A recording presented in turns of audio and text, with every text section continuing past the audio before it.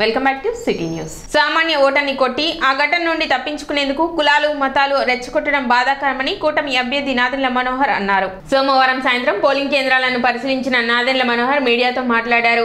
గత 5 ఏళ్ల నుండి అహంకారంతో పాలన సాగిస్తున్నారన్నారు. ముఖ్యమంత్రిని చూసి శాసనసభ్యులు సహచరులు దౌర్జన్యాలకు దాడులతో మూర్ఖపు ఆలోచనతో ప్రజలను భయభ్రాంతులకు గురిచేస్తున్నారని చెప్పారు. ఓట్లు అనేది అతి పెద్ద ప్రజాస్వామ్యంలో అతి పెద్ద పండుగ అని హుందాగా ప్రవర్తించాల్సింది పోయి సహనం కోల్పోయి తలదించుకునే ప్రవర్తన చేయటం సరికాదన్నారు. సామాన్యమైన ఓటర్పై దాడి బాధాకరం, దురదృష్టకరం, అన్ని పార్టీలు ముక్తకంఠంతో ఖండించాల్సిన ఘటన అని తెలిపారు. యాంటీ సోషల్ ఎలిమెంట్ వ్యక్తులు అని తెలిసిన వారిని అధికారులు ఎందుకు కట్టడి చేయలేకపోయారు? అధికారులకు బాధ్యత లేదా అంటూ మండిపడ్డారు. ఓటర్పై దాడి పోలింగ్ సరళిని ఆపడానికి చేసిన ఘటన అన్నారు. 5 ఏళ్లుగా మీరు ప్రవర్తించిన తీరుకు విసుగు వచ్చి చంప మీద చూపించారని చెప్పారు. ఓటింగ్ అద్భుతంగా జరిగిందని, కొన్ని చోట్ల కరెంట్ ఈవీఎం మొరాయించిందని ఈసీ దృష్టికి తీసుకెళ్లామని చెప్పారు.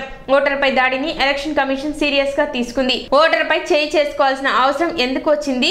లా అండ్ ఆర్డర్ మీ చేతుల్లో ఉంది అనుకుంటే పొరపాటన్నారు. 100% ప్రభుత్వం మారబోతుంది, కూటమి అధికారంలోకి వస్తుందని నాదెండ్ల తెలిపారు. ప్రజలకు సేవ చేయడానికి నిజాయితీగా విలువలతో కూడిన రాజకీయాలు చేయాలన్నారు.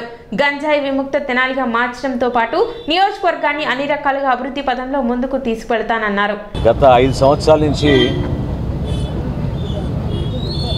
అహంకారంతో చేసిన పరిపాలన, స్వయంగా ముఖ్యమంత్రి పద్ధతులు ఆయన అనుసరించిన తీరు చూసి శాసనసభ్యులు, మంత్రులు వాళ్ళ ప్రవర్తన క్షేత్రస్థాయిలో ప్రజల్ని భయభ్రాంతులు చేస్తే ఇంకెవరు కూడా అడ్డురారు, ప్రశ్నించేవారు ఉండరు అని ఒక మూర్ఖమైన ఆలోచనతో చివరి రోజున పోలింగ్ ప్రశాంతంగా జరగాల్సిన ప్రక్రియలో ప్రజాస్వామ్యంలో నిజంగానే అతిపెద్ద పండుగ మన భారతదేశంలో ఎలక్షన్ల వాతావరణం. ఆ వాతావరణాన్ని కూడా మనం ఎవరం కూడా ఊహించలేని విధంగా సహనం కోల్పోయి వ్యక్తిగతంగా ఎంతో నిరాడంబరంగా నిజాయితీగా ప్రజలకు ఉపయోగపడే విధంగా పరిపాలించాల్సిన వ్యక్తులు కూడా ఈ విధంగా ప్రవర్తిస్తుంటే మనమే తలదించుకోవాల్సి వస్తుంది. ఈరోజు తెనాల్లో జరిగిన సంఘటన చాలా దురదృష్టకరం, బాధాకరం. దానికి తోడు ఒక సామాన్యుడు తన ఓటు విలువ ఎంత గొప్పదని భావించి అతను ప్రయాణం చేసి మరీ వచ్చి తన హక్కును వినియోగించుకోవడానికి ప్రయత్నం చేస్తుంటే నిస్సిగ్గుగా కులాల ప్రస్తావన తీసుకురావాల్సిన అవసరం ఉందా? ఒక శాసనసభ్యుడిగా ఆ విధంగా రియాక్ట్ అవ్వడం దేనికి సంకేతాలు ఇస్తాయి? మీరు ఎవరిని భయపెట్టించాలనుకుంటున్నారు? అది కూడా ఇది చివరి రోజున ఒక శాసనసభ్యుడిగా మీరు దిగిపోయే ముందు ఈ విధంగా తెనాలికి అనవసరంగా రాద్ధాంతం చేసే విధంగా ప్రవర్తించాల్సిన తీరు మేమందరం కూడా ముక్త ఖండంతో ఖండిస్తున్నాం.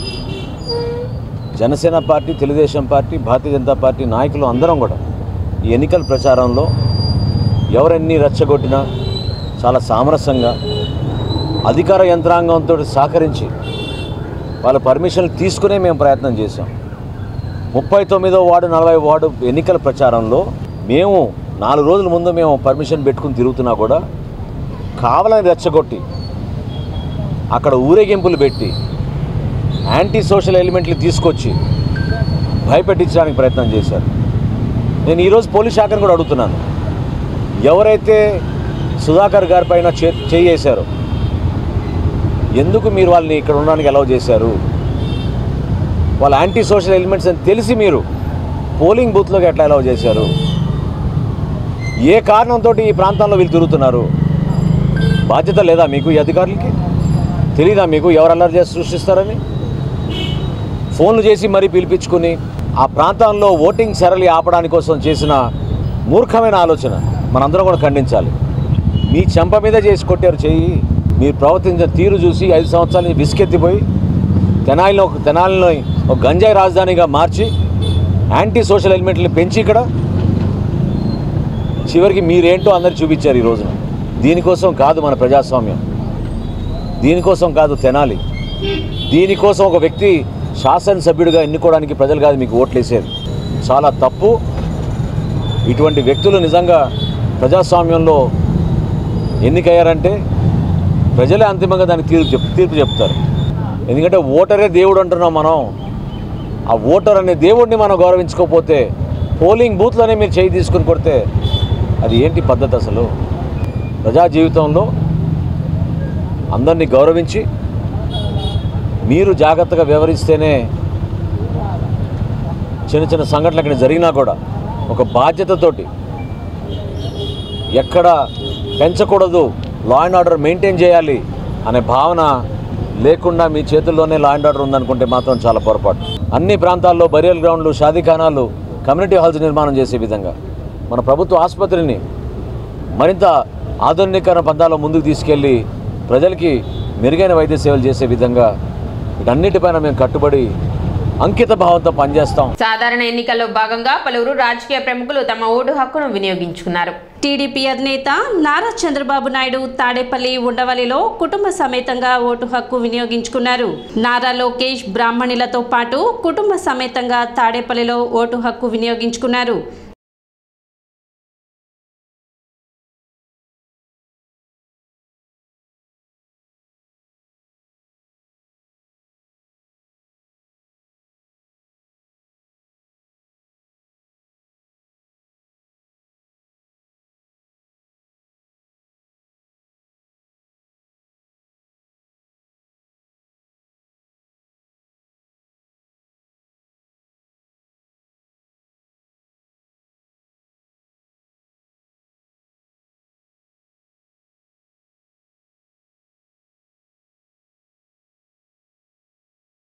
అదేవిధంగా గుంటూరు జిల్లా మంగళగిరిలో జనసేన అధినేత పవన్ కళ్యాణ్ తన ఓటు హక్కును వినియోగించుకున్నారు. లక్ష్మీ నరసింహ కాలనీలో బూత్ నెంబర్ 197లో జనసేన అధినేత పవన్ కళ్యాణ్ సతీ సమేతంగా తన ఓటు హక్కును వినియోగించుకున్నారు.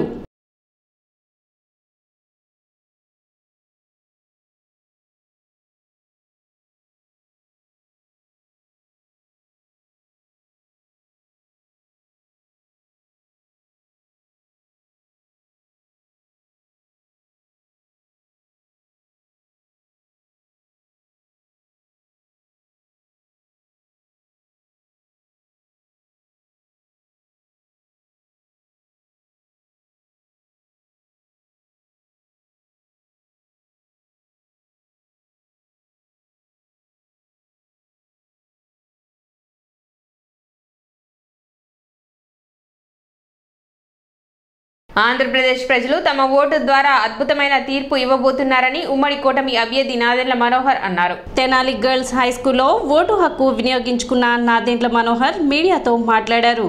కానీ విని ఎరుగని రీతిలో ప్రజాస్వామ్యాన్ని నిలబెట్టడం కోసం ప్రజలు ఉదయం నుంచి బార్లు తీరారని తెలిపారు.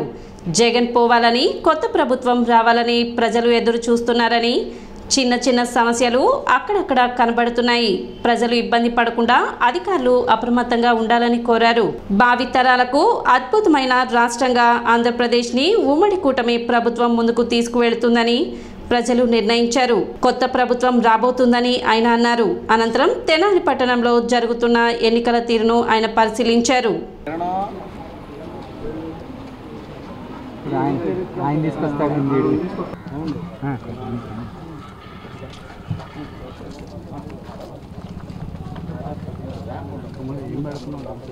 నేనేం అట్లా పొట్టాయి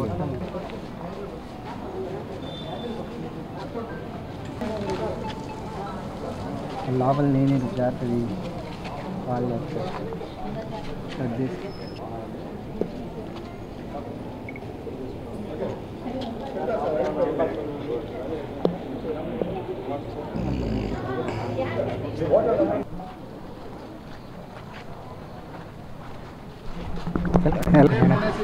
ఓకే ఓకే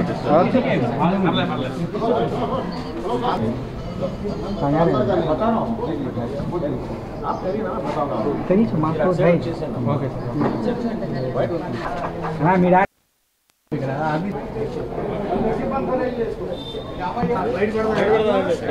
ఇది ఇది ఇది ఇది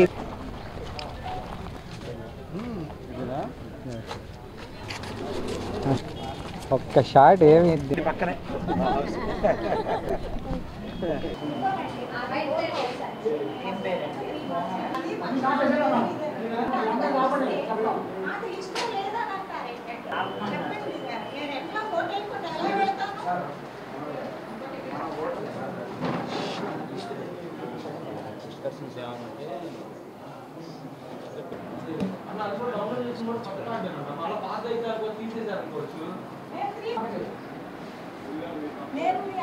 వచ్చినప్పుడు పోవటం జరుగుతుంది.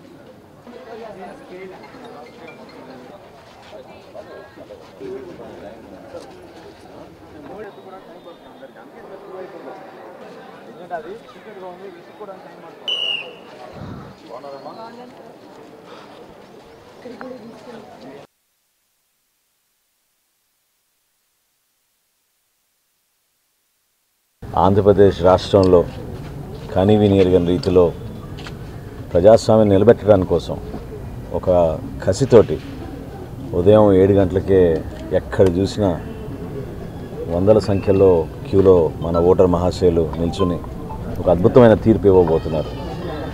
జగన్మోహన్ రెడ్డి ప్రభుత్వం పోవాలి, రాష్ట్రానికి ప్రతి జీవితంలో కూడా ప్రతి ఒక్క కుటుంబంలో కూడా వెలుగు నింపే విధంగా ఒక కొత్త ప్రభుత్వం ఏర్పాటు చేయాలి. వీళ్ళ కోరిక అది. చిన్న చిన్న ఇబ్బందులు అక్కడక్కడ పోలింగ్ బూతుల్లో ఈ టెక్నికల్ ఇష్యూస్ కొన్ని ఉన్నాయి తెనాల్లో, వాటన్నిటిని కూడా ఉదయం నుంచే తిరుగుతూ ఉన్నాం.